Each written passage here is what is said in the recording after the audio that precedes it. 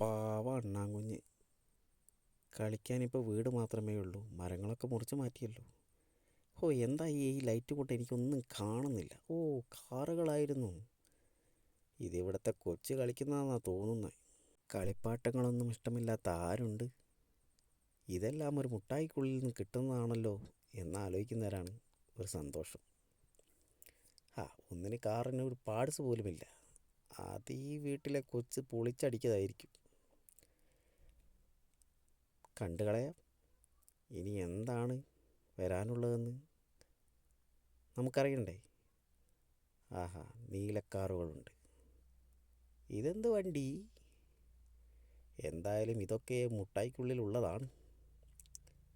Hi, ഒരു ബൈക്കുണ്ടല്ലോ. Bike സുന്ദരനാണ്. അവൻ എന്തൊക്കെയോ മിന്നിക്കുന്നുമുണ്ട്.